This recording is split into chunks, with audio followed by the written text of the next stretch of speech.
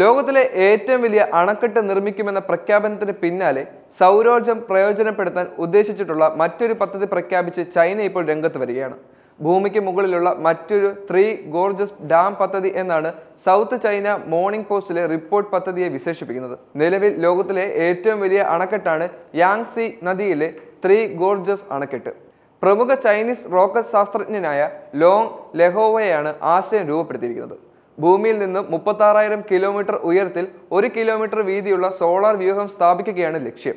രാത്രി പകൽ പ്രതിഭാസം ബാധിക്കാതെ മുഴുവൻ സമയവും സൗരോർജ്ജം ലഭ്യമാക്കുകയാണ് ലക്ഷ്യം. നിലവിൽ പ്രതിവർഷം 100 ബില്യൺ കിലോവാട്ട് പദ്ധതിയുടെയാണ് ലോങ് പദ്ധതിയെ ഉപമിച്ചിരിക്കുന്നത്. 3 ഗോർജസ് അണക്കെട്ടിനെ ഭൂമിയിൽ നിന്നും 36,000 കിലോമീറ്റർ ഏകദേശം 22,370 മൈൽ ഉയരത്തിലുള്ള ഭൂസ്ഥിരത പരിക്രമണ പഥത്തിലേക്ക് മാറ്റുന്നത് പോലെ പ്രാധാന്യമർഹിക്കുന്നതും അവിശ്വസനീയതുമായ പദ്ധതിയാണെന്നും ലോങ് ഇതിനെപ്പറ്റി പറയുന്നുണ്ട്. പദ്ധതിയിൽ നിന്നും ഒരു വർഷത്തിനുള്ളിൽ ലഭിക്കുന്ന ഊർജ്ജം ഭൂമിയിൽ നിന്നും ലഭിക്കുന്ന ആകെ എണ്ണയുടെ അളവിന് തുല്യമായിരിക്കുമെന്നും അദ്ദേഹം വ്യക്തമാക്കി. പദ്ധതിയുടെ നടത്തിപ്പിന് സൂപ്പർ ഹെവി റോക്കറ്റുകളുടെ വികസനവും വിന്യാസവും ആവശ്യമാണ്. ഇതിനായി ചൈനയുടെ ബഹിരാകാശ സാങ്കേതിക മികവ് വരും വർഷങ്ങളിൽ വൻ കുതിച്ചുചാട്ടം നടത്തേണ്ടി വരും.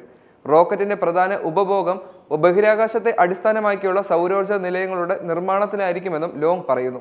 ആശയം സയൻസ് ഫിക്ഷൻ നോവലിലും അല്ലാതെയും മുമ്പും അവതരിപ്പിച്ചിട്ടുണ്ട്. ബഹിരാകാശത്തെ അടിസ്ഥാനമാക്കിയുള്ള സൗരോർജ്ജ നിലയങ്ങൾ ഭൂമിയുടെ ഭ്രമണപഥത്തിൽ സൂര്യനിൽ നിന്നും ഊർജ്ജം ശേഖരിച്ച് ഭൂമിയിലേക്ക് അയക്കുന്നതിനെ അന്താരാഷ്ട്ര തലത്തിൽ ഊർജ്ജ മേഖലയുടെ മൻഹാട്ടൻ പദ്ധതി എന്നാണ് വിശേഷിപ്പിക്കുന്നത്.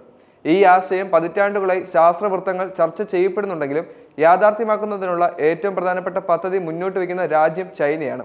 ഈ പദ്ധതി എത്രത്തോളം ഉപകാരപ്രദമാകും എന്നുള്ളത് നമുക്ക് കണ്ടു തന്നെ അറിയേണ്ടി വരുന്നു. എന്നാൽ പോലും ലോകരാജ്യങ്ങൾക്ക് ഇത് വലിയൊരു ഭീഷണിയാണ്.